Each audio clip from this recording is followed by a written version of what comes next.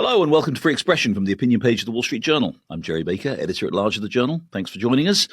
If you're not already subscribing, please do make sure you subscribe to Free Expression at Apple Podcasts, Spotify, or wherever you do your listening. From the opinion pages of the Wall Street Journal, this is Free Expression with Gerry Baker. Well, this week, we may have peace in the Middle East, and now our attention shifts back to war. Well, at least trade war, that is. The US and China seem to be very much back in the throes of tension over their trade relationship. Last week, Beijing announced that it was imposing restrictions on the export of rare earth minerals, vital commodities that obviously are used in all kinds of production, everything from cars to batteries to defense equipment, everything we need, vital to US economic and national security. China imposed those restrictions. The next day, President Trump retaliated by once again, yes, we were back there with the 100% tariff back on China. We are still obviously waiting to see how this unfolds. This trade war, this tariff war between the US and China has gone on now since President Trump came back into office, with tariffs going up and being withheld again and then going up again. Now, the latest ones, of course, have a deadline. President Trump has imposed a deadline on November the 1st. That strongly suggests that he expects negotiations. This looks like a negotiating tactic, and who knows what we may see in the next couple of weeks before that deadline. But it does all raise the question, and it focuses attention very much in a very timely fashion on what is not only the state of relations between the United States and China, but what's happening to the global economic architecture, to the global structure.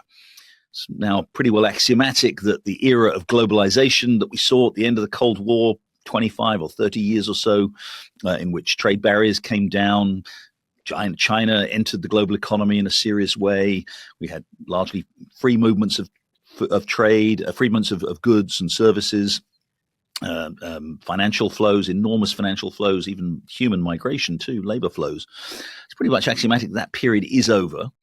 We now don't yet really know what exactly replaces it. We see this tension between the US and China, not only between the US and China. Obviously, President Trump has very much embraced tariffs and very much embraced a form of economic nationalism, even with allies. So it's not just a geopolitical struggle. It does seem to be a much wider, what people talk about as geoeconomics, a sort of geoeconomic struggle. And what is the new world order that's going to replace the globalization that we've seen over the last 30 years? It seems very much to me, it seems up for grabs. Some people talk about a Cold War II in which the entire global architecture is very much defined by the relationship between the US and China, just as it was during the Cold War between the US and the Soviet Union.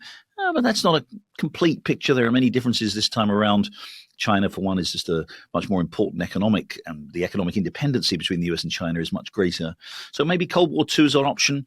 People talk about great power, the return of great power politics, great power geopolitics, kind of like Europe in the 19th century, where powers compete with each other, both economically. They use their economic strength as a geopolitical strength, and strategic and military strength.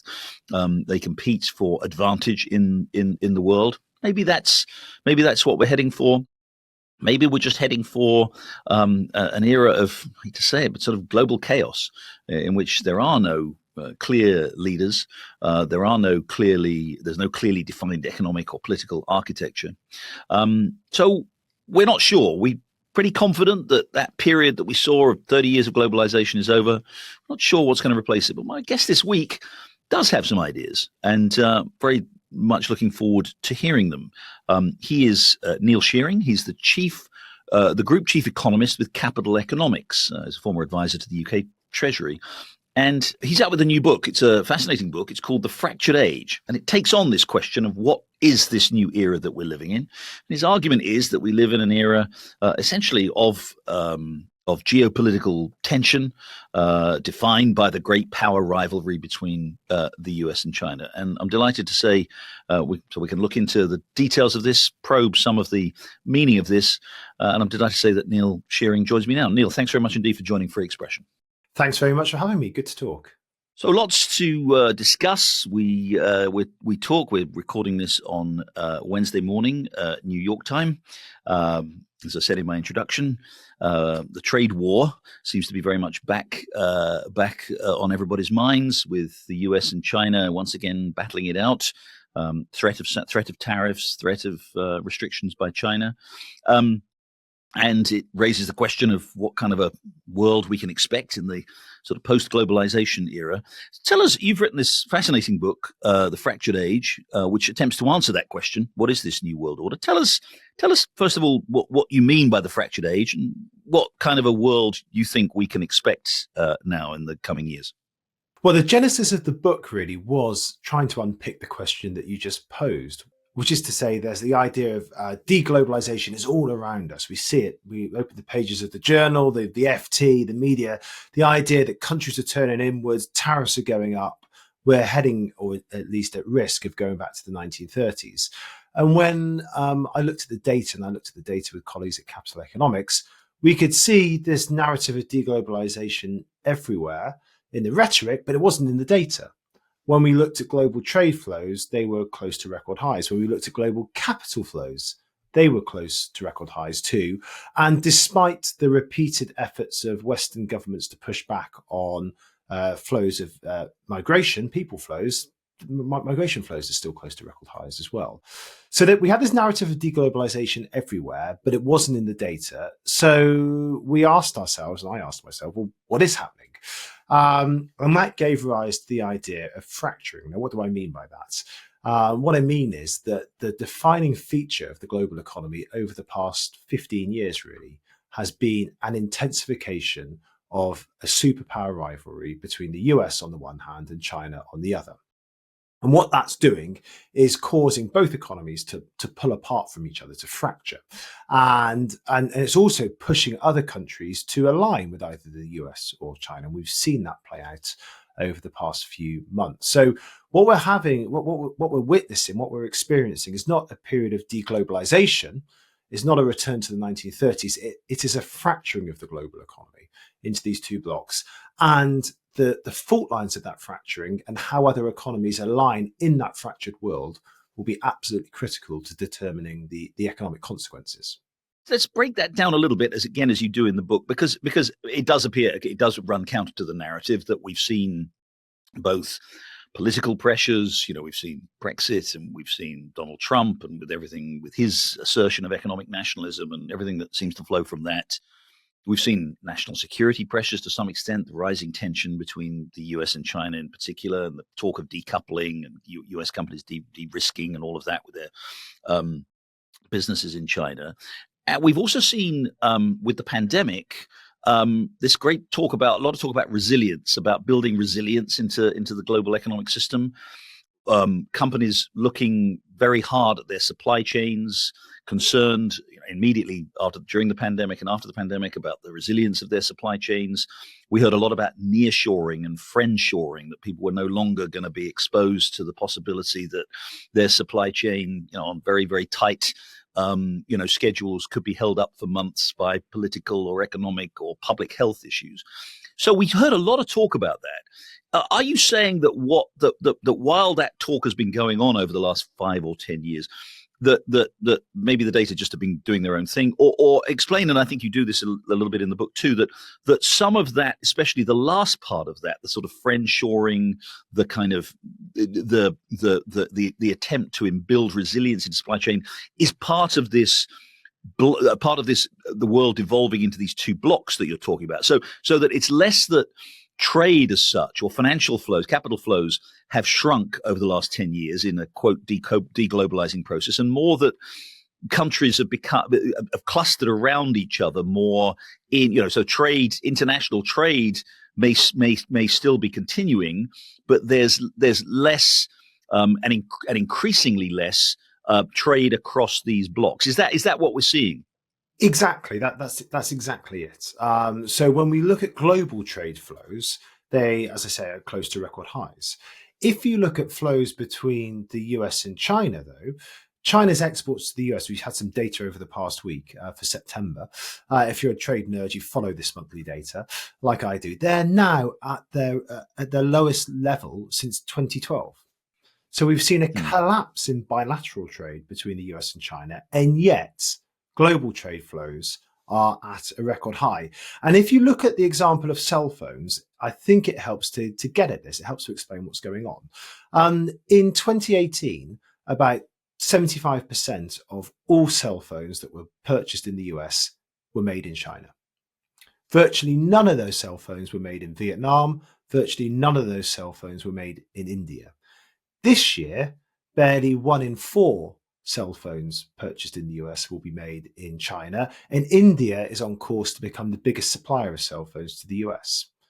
So you start to see the US is not consuming fewer imported iPhones or Androids. These are not being made in Wisconsin, or they're not being made in Ohio. They're still being traded. They're still being made abroad and shipped to the US, but they're not coming from China. They're coming from countries that have closer ties to the US. Is it right to see these blocks as these, I mean, almost sort of like Cold War blocks? I hesitate to use the term, but we understand that. I mean, the Cold War obviously we're talking in geopolitical terms, whereas we're talking here in economic terms. But is it right to see those as kind of tightly integrated blocks when we've seen this year, in particular with Donald Trump as president, I mean, real tensions within those blocks themselves? Certainly within the US-led bloc, we have Trump having imposed tariffs, on all countries in the world, including relatively high tariffs on countries like Japan and Korea, and of course India, countries that have been seen as being part of the sort of the US bloc, the US sphere of influence. So I'm wondering how this is, how it makes sense to think of this fracturing you'll talk about into these kind of quite neatly defined blocks when there seems to be quite significant fractures within at least our block anyway. Yeah, indeed. And I say in the book that the US starts from a position of enormous strength in this fractured world. If you think about the strength of its alliances and the economic diversity within those alliances, it has an enormous lead over China. And the greatest risk really is that it pushes its allies away. If you think about the countries that align with the US, typically countries in Europe, so traditional manufacturers like Germany, knowledge economies like the UK, you have advanced manufacturing economies like Japan, Korea, Taiwan, low-cost producers like Mexico, India, Vietnam, some natural resource producers like Canada and Australia. And when you look at the countries that tend to align with China, they tend to be either commodity producers or autocracies, or frequently both. And when you think about the challenges posed by this fracturing, when you need to reconfigure supply chains, it helps to have an economically diverse group of countries on your side, because you can retain some of the benefits of the globalized world while also protecting yourself against these kind of geostrategic national security type issues. So the US starts from an enormous position of strength. And you're right to say that the greatest risk to the US is that it pushes its allies away. And if you think about the actions that the administration has taken against India, for example, that is a case in point. The reason why the US has been able to successfully reconfigure its supply chains for cell phones away from China without pushing huge costs onto the US consumers in the form of $3,000, $4,000 iPhones that are made in Wisconsin is because they've been sourced instead from India. And now, now the administration is threatening, or indeed has placed 50% tariffs on imports coming from India. So, although there's a carve out for consumer goods, consumer electronics. So, but the point remains that in doing so, it's pushed India a bit closer towards China and a bit further away from the US in a geopolitical sense. So, the strength of alliances really matters, and I think one of the things that this administration perhaps has slightly miscalculated is the idea that it needs its allies on side and in order to be able to weather some of the challenges in this fractured world. And if it keeps its allies on side, I think actually most of the costs of this fractured world, from the Western world's perspective, from the US perspective, will be manageable. And instead, the greater costs will fall on the China side.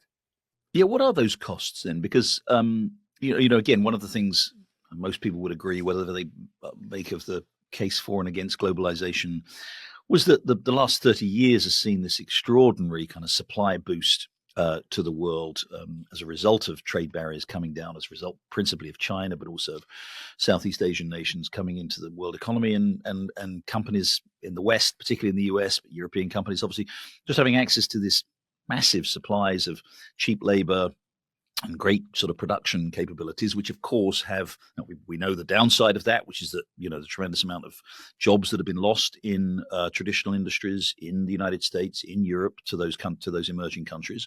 But the upside is obviously we've had, tremendously, we've had access to all these cheap labor and cheap products, and it's helped keep our standard of living high. It's helped keep prices low. Is that, as the world moves into these blocks that you're talking about, is that what happens to that? And indeed, tell us also what are the other economic implications, sort of real world economic implications for people in the US, for people in Europe, about of this fractured world that you're talking about. Indeed. Now, I think there's little doubt that the political leaders in the 1990s and 2000s, and I grew up in the Treasury in the late 90s, early 2000s, overstated the benefits of globalization. It was a kind of, everyone was kind of stood to gain from globalization, and clearly that is not the case. However, I also think it's the case that the costs of globalization have been wildly overstated. Globalization has become a convenient scapegoat, if you like, for these populist brand of leaders that are looking for easy answers. The reason the US has lost millions of manufacturing jobs will blame China. Actually, most of the academic evidence would suggest it's mainly about technological change. It's not really about international competition or globalization. And in doing so, in scapegoating globalization, we conveniently forget, or we tend to dismiss the evident benefits, which are the ones that you suggest, which is to say, by getting national economies, essentially breaking down barriers between national economies, we make the global market work more efficiently. That brings down prices and makes production more efficient. So consumers really have had a great time of things over the past 30 years as a result of globalization. So the risk is that if you put barriers up between countries, trade barriers up between countries, you erode those benefits. And by the way, it's not just about trade; it's also about capital flows. When we invest in our 401ks, or in the UK in our SIPs, we can invest now not just in US equities or UK equities or European equities. We can invest our money in all manner of different economies and markets. So it's not just about the trade side. So that's what's at stake. We've made the global economy more efficient as a result of breaking down barriers between economies. If we put those barriers back up, we make it less efficient. Some of those gains diminish. So to my mind, the question is the extent to which those barriers are resurrected. Now, at the moment, what we have seen up until 2 or 3 months ago was a selective approach to this fracturing, if you like. It was relatively contained. It was contained and limited to areas that compromised supply chain security, national security, and global technological leadership. And I go through those areas in the book. It's things like semiconductors, it's things like biotech, it's things like pharmaceuticals, dual purpose goods that have applications in military and civilian life, electric vehicles, batteries, so on and so forth. The risk with tariffs is that, as they're imposed by the US, that they don't discriminate on the grounds of whether a good is geostrategically important or not. It just puts a tariff on everything. So the risk is that ultimately that will just pass on costs to US consumers. US consumers' real incomes will be squeezed, and it's a consumption tax. So that's what's at stake. Now, at the moment, it's just the US imposing tariffs. Europe, the UK, and others are not really retaliating to those tariffs, and they're not imposing the same tariffs on China. So I'm still hopeful that we'll be in a world where this fracturing is contained primarily to geostrategically important sectors.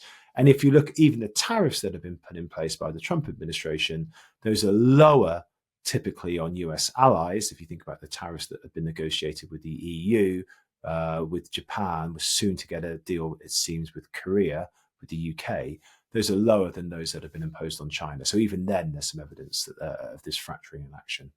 What about the level of economic interdependence that we have developed over the last decade or so to 2 decades between the US and China in particular.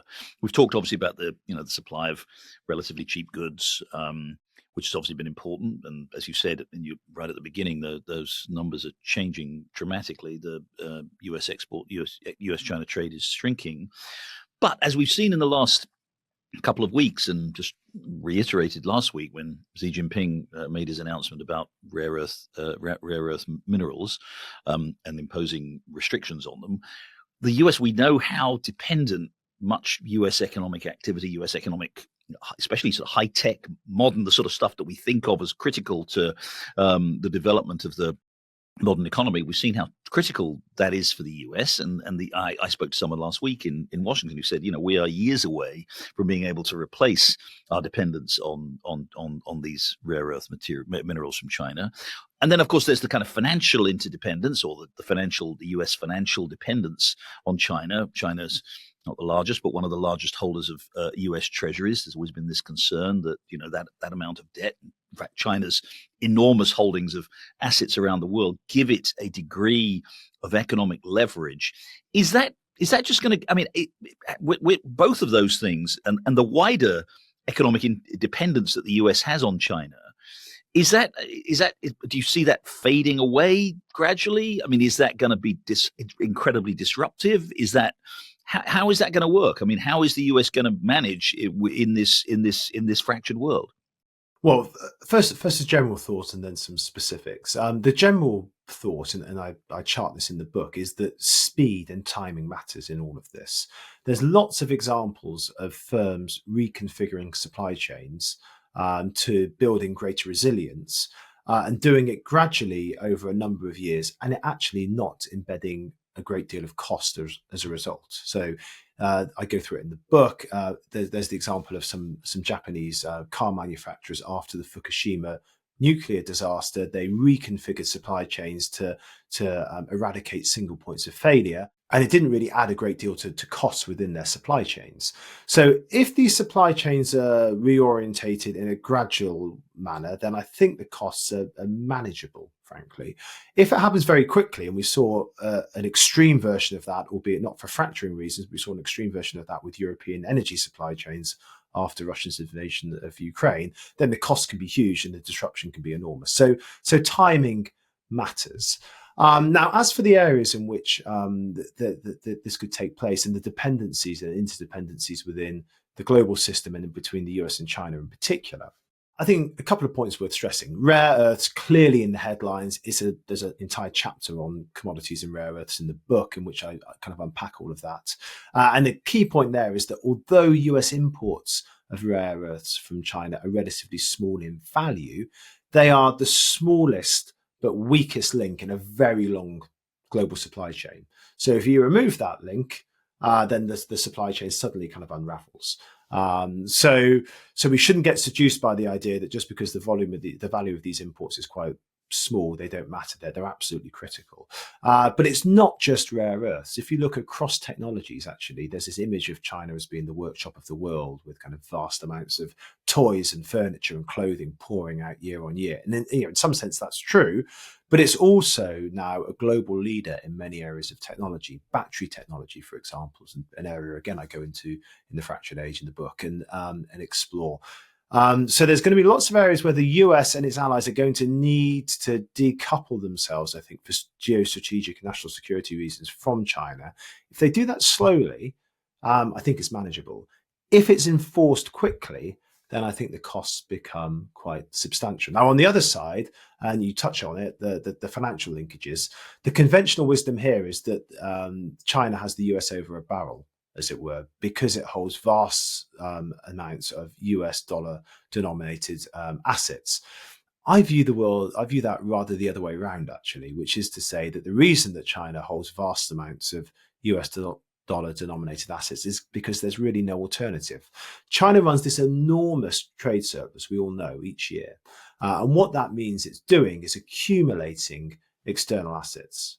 It's running these surpluses, it's therefore accumulating external assets. Those have got to go somewhere. And the size of China's surplus means that the only place it can really go is into dollar denominated assets. And so actually, I would argue that the dependency runs the other way around. That if the US cuts China out of its own markets, then in that instance, China's surplus has nowhere really to go. And the other point here, of course, is that if China starts to dump those assets en masse, then really, they're so big, the $9 trillion in external assets China has, the world would see the price of those assets would collapse, and China's balance sheet would collapse with it. So on the dollar and on the US position within the global financial system, a lot's uncertain, but I'm reasonably sure that one of the things we can be a bit certain about is that the US position's kind of dominant position there remains. On and come back to the larger geopolitical implications of your thesis and the book more generally, but I want you to just briefly, just for a minute, put on your sort of your other hat as a kind of a regular daily analyst of economic trends, and it's obviously I think this is related to the book, at least I hope it is. But we've seen this pretty remarkable phenomenon. We've seen two particularly fascinating phenomena, I think, in markets this year. A number of two. I'm just going to pick these two, which fascinate me. One is the decline in the value of the dollar, and I'm wondering whether you see that as in any way fitting into this larger story, or whether that's just a short term. I know we never know whether these things are kind of secular trends until long in the future, but we've seen a sharp decline in the value of the dollar over the course of the last year. And we've seen this very sharp increase in the price of gold, reaching record levels. Again, we've seen many other things too, but those are two quite striking, once in a generation almost kind of moves that we've seen in two major like asset classes. Can you first of all tell me what you think is going on here? But secondly, tell me whether or not this does in any way offer any clues as to how markets, investors at least, are maybe seeing this kind of new geopolitical age that you're talking about. I think in the case of the dollar, it is genuinely unrelated, but in the case of gold, there is a linkage, and let me explain why. In the case of the dollar, we came into this year with the dollar looking pretty overvalued. On our models at Capital Economics, we thought it was anywhere between 10 to 20% overvalued. So it was ripe for a correction. And then, of course, we had Liberation Day, those big tariffs, the sense that the kind of guardrails were coming off the US economy. The policy had become so unpredictable and uncertain. And that undermined all US assets and helped put downward pressure on the dollar. So the dollar was ripe for a correction, and the uncertainty, and I think, frankly, concern about the direction of kind of policy and institutions externally may not be happening quite the same extent within the US, but externally at least. I think that helped to contribute to downward pressure on the dollar and force this correction. Now, my cast iron rule in economics and markets is that forecasting currencies is a mug's game. But with that being said, I think the dollar is most likely kind of going to find the floor now. I think the Fed's probably going to cut rates by less than the markets are anticipating. I think other central banks might cut by a bit more. That will give a bit of support to the dollar over the next 6-12 months or so. So I think this kind of downward pressure on the dollar is probably in the rear view mirror, albeit with the caveat, like I say, that this is a bit of a mug's game. The gold is a bit different, and the reason it's a bit different is because clearly it's the rally in gold has taken on a kind of slightly euphoric form over the past couple of months, but it was triggered, at least initially, at least in our analysis, by a step up in purchases by central banks. You mentioned earlier about China holding this vast swathe of US treasuries. Actually, its holdings of US treasuries peaked about 18 months, 2 years ago. It's been steadily reducing those and increasing from the data that we can follow. And obviously, this is incredibly opaque, but it's been increasing its holdings of gold. And now, why is it doing that? I think partly it's looked at what's happened to Russia. And its reserve assets have been frozen by the US and its allies following the invasion of Ukraine, and thought, actually, there's a strategic vulnerability here. We need to, as best as possible, sanction-proof our balance sheets. In this in this era of greater geopolitical competition and rivalry, we should take steps to to shore ourselves up and prevent and limit the degree to which we're vulnerable on that front. So the rallying gold, at least initially, I think can be traced back to fracturing and the decisions and policy decisions that are being caused by it. You just said there you expect the Fed to cut rates by somewhat less than perhaps the market's expecting. I mean, again, having said the two most interesting phenomena have been gold and the dollar, you could add a third, which is really kind of the broader market, the sort of the broader dissonance, if you like, between what we're seeing in the kind of to some extent in the economic data. Continuing persistent inflation. Okay, yeah, not where it was obviously back at the peak back in 21, 22, but persistent inflation well above the Fed's target. Relatively now we're pretty solid. We don't know because thanks to the government shutdown, we don't have up-to-date data, but looks like significantly weakening employment growth, but continuing economic output growth, overall output growth, continuing GDP growth. You have this this kind of quite unusual combination. So the Fed seems to be on the one hand looking at the employment data and seeing the kind of signs that would be characteristic of a very significant slowdown with the prospect of unemployment rising, and therefore signaling a slowdown in the economy and therefore encouraging the Fed to cut rates. But at the same time, you've got relatively strong GDP growth and you've certainly got persistent inflation. How do you make sense of this unusual set of circumstances? It is an unusual set of circumstances. It's an incredibly difficult economy to read, even if you have the data. And as you say, thanks to the government shutdown, we don't have any of the official data, at least for the past couple of weeks. We do have privately compiled data, of course. And several different things are going on.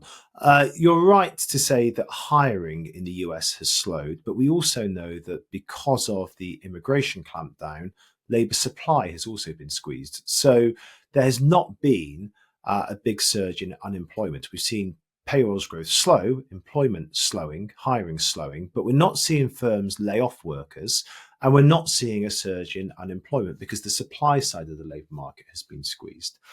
What's more, we are seeing an enormous surge in business investment, particularly around AI. So IT hardware investment in the US now growing at 20% year on year, IT software investment growing above 10% year on year. These are numbers, by the way, that are not replicated in any other advanced economy. And so what that's doing is you've got a combination of strong economic growth and investment alongside a squeeze on the labour supply. You're getting productivity growth. So we've seen a surge in productivity growth over the past couple of quarters. And the key for the Fed really is to understand whether that productivity growth can be sustained or not. It's an incredibly difficult question to answer, as I say, even with a full complement of data, and they don't have that.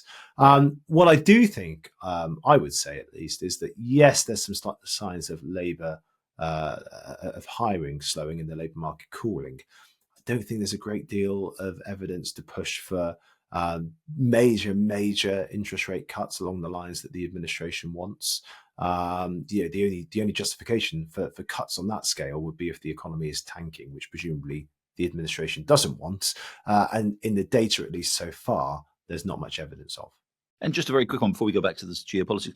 Are you bullish, really bullish on the AI productivity story? I've heard people say, this is going to produce a dramatic improvement in productivity from the sort of typical 1.5% a year to 3% a year, with all kinds of implications for growth and for all of our challenges will be solved, right? I mean, the fiscal problem the fiscal deficit will be taken care of, the employment problem will be taken care of, the relatively performance relatively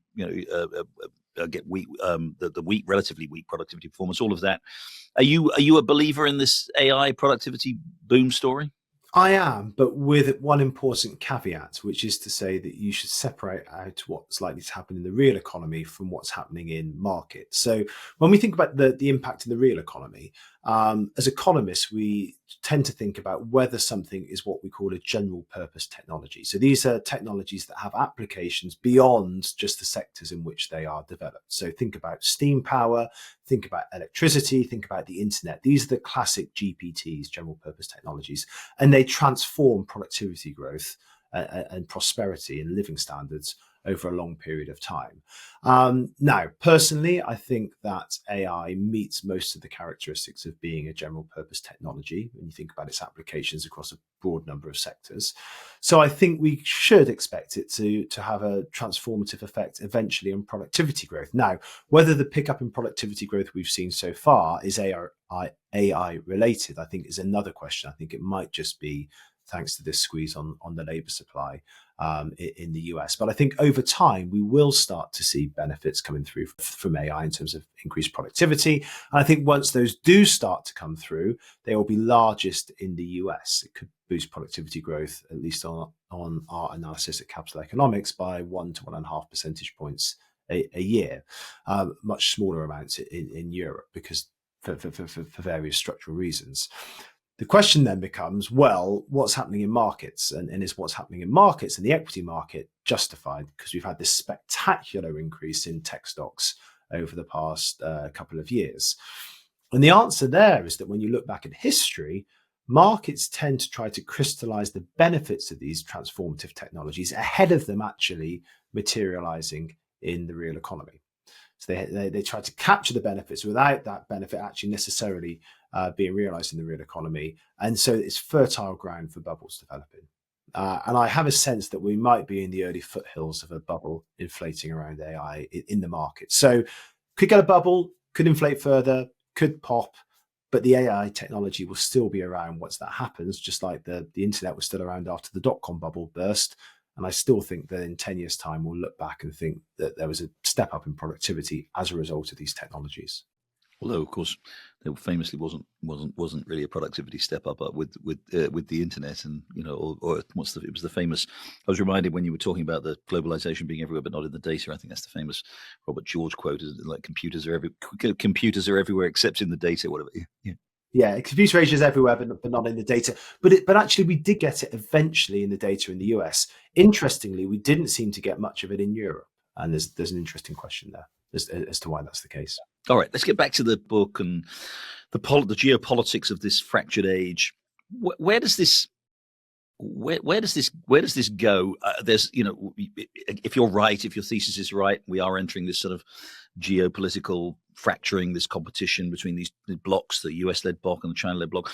I mean, you're familiar with all the history, and you talk about some of it in the book. The Thucydides trap argument, that we're in a new cult, that a rising power ultimately, often leads to outright conflict with the stable power. People talk about Cold War 2.0, that this is going to be quite reminiscent of that tense period in global history for 50 years after the Second World War. Where does, I mean, bluntly, does this fracturing result in outright conflict? Well, it certainly increases the risk of outright conflict. We're through the age, I think, of multilateralism. We're through the age where the idea of bringing down barriers between countries not only spreads prosperity, but it is also supposed to spread peace. That was the whole idea, and the kind of motivating factor behind globalization was that it was going to make the Western world, and indeed the whole world, richer, but also the world more peaceful. It would cause emerging economies to adopt more kind of liberal Western values, and clearly that in the case of China and Russia has not happened. So I think the world is quote unquote more dangerous. And clearly there is a greater risk within that these two economic superpower rivals come into conflict. And there's a whole chapter 8. If you're feeling particularly upbeat, read chapter 8, because it's called How Might It All Go Wrong? And it charts different ways in which this could go wrong. Obvious trigger is Taiwan, but there's other triggers too: conflict in contested lands in the South China Sea, and so on and so forth. Now, I'm an economist. I don't necessarily have a particular view or inside track into how likely that would be. Suffice it to say, though, that if the two blocs were to come into conflict, then the impact on the global economy would be the least of our least of our worries. There is some numbers in the book. Some people have said 10% of global GDP, something like that, if the US and China came into conflict over Taiwan, particularly because of the transmission mechanism to the rest of the economy through the global semiconductor industry. But as I say, in that sense, so in those circumstances, the impact on global GDP is probably the least of our worries. And finally, Neil, so who emerges the stronger from this? And we had the American century. The 20th century was the American century. We've spent most of the last 20 years, I'd say, being told that the 21st, by a lot of people, that 21st century is China's century. There are certainly lots of reasons as you look around America today, AI boom notwithstanding, to worry about the health of America geopolitically, politically, and in other ways. It is quite interesting. You point out in the book that actually, although China clearly has grown dramatically over the last 20 years and closed the gap with the United States, indeed, depending how you measure it, more or less on sort of similar scale to the US in terms of in terms of the share of global economic output. But you also say that actually maybe China's peaked. Maybe actually that long-awaited overtaking of the US by China isn't going to happen. Where does this? How do you sum all this up? How do you assess this in terms of who emerges stronger from this from this new reality? Well, it's undoubtedly the case that there are increasing strains within China's growth model. We all know about China's growth model. It rests on very high rates of investment and exports. And the consequence of that high investment over time is that China's really developed an incredibly advanced capital stock for an economy at its stage of development. And the returns on that investment are getting lower and lower and lower and lower because the capital stock is just so large. And the consequence of that is that productivity growth is going down and down and down and down. At the same time, the demographic challenges caused by the one-child policy are starting to bite. So China's potential growth rate is grinding lower and lower and lower. And in a fractured world where China is hemmed off from US technology, is going to have to develop advanced technology in and of itself on its own, and I think it will be it will get there, but it will take some time, and it will require an enormous amount of economic resource to do so. So I kind of rather push back on the idea that this is the kind of Asian century or Chinese century. I think actually we might be kind of peak Chinese growth, and that more likely than not, we're going to see over the next 10, 20 years, Chinese potential economic growth going lower and lower and lower, maybe as low as 2% by the next decade, I say in the book. Now, the question then you posed is, well, who's the winner in all of this? As I said at the start, the US is commencing this period of fracturing from a position of enormous strength. The size of its allies, the economic size of its allies, but also the economic diversity of its allies. And I think if it can keep its bloc together, it accounts for about 2/3 of global GDP. If it can keep that bloc together, then the US emerges as, if not the winner, because everyone loses in this fractured world, albeit by different amounts, but the US loses by less. If the US undertakes policies that push Europe that push Europe away from the US and perhaps a bit more to a more ambivalent position on China, push India from leaning towards the US towards leaning to China, and it does the same for others, then the US, as I say in the book, America first really becomes America last. Actually, the costs will tend to accrue more to the US. So to the extent there's any advice to impart to US policymakers, it would be really don't take the strength of your alliances for granted. Try and keep those intact, because they're going to matter more and more in this fractured world. I've spent quite a bit of time in Europe in the last month. A lot of talk of obviously revival of Europe, the investment in defense and some of the other things that we're seeing, but also a lot of discussion about the relationship with China, right? Is the US any longer Europe's ally? China already has tremendous sort of economic tentacles, shall we say. That's not too pejorative a term, in the European economy. Britain is just going through a bit of a scandal, political scandal at the moment about Chinese intelligence and the extent to which the British government may or may not have, tolerated a degree of Chinese intelligence because it has an economic interest there. Is Europe Is the danger here, how big is the danger that what Trump is doing could actually push the Europeans not towards, no one's suggesting an open embrace and alliance with China, but much more into the kind of neutral, China-leaning neutral camp? Well, it's possible, but I think it's probably unlikely on balance. And that's for a couple of reasons. One is that I would not underestimate the strength of social, historical, political, cultural ties between the US and Europe. You spent time in Europe, in both countries and in Europe recently. I've lived and worked in both continents. There is a very, very deep ties between the two regions. So my sense is that those will ultimately prevail. And although I would not underestimate the degree of shock, frankly, in European capitals, particularly at that J.D. Vance speech in the Munich Security Conference in February. I think that really set the cat amongst the pigeons and caused substantial discomfort in European capitals. I think that by and large, Europe playing the long game, the most will accept that Trump should be a one-term president at this point. We don't know exactly what comes after that, but it doesn't make sense to kind of blow up the transatlantic alliance over any of this. So my sense is that probably prevails. Now, as relates to Europe, China, I think that's more complicated. There is growing pushback against China in Europe, but not necessarily for reasons of security, but for reasons of economic competition, particularly Germany getting concerned that where China was once a big export market for Germany, all those capital goods being produced by German manufacturers being sucked in by this investment-intensive growth model in China. Now, actually, China is becoming an increasing source of competition. If you just have a look at what's happening in the auto industry and the car industry, with German producers being squeezed by Chinese producers. So I think actually the combination of those kind of deep social, political, economic, financial links between Europe and the US and growing unease within Europe at China's rise in growing economic competition will mean that by and large, Europe stays within the US bloc. Well, we can certainly hope so. Great talking to you, Neil Shearing, Group Chief Economist, Capital Economics, and author of a new book, The Fractured Age, a look at our evolving geopolitics. Neil, thanks very much indeed for joining Free Expression. Well, that's it for this week. Thanks very much indeed for joining us. We'll be back again next week. In the meantime, have a great week, and thank you.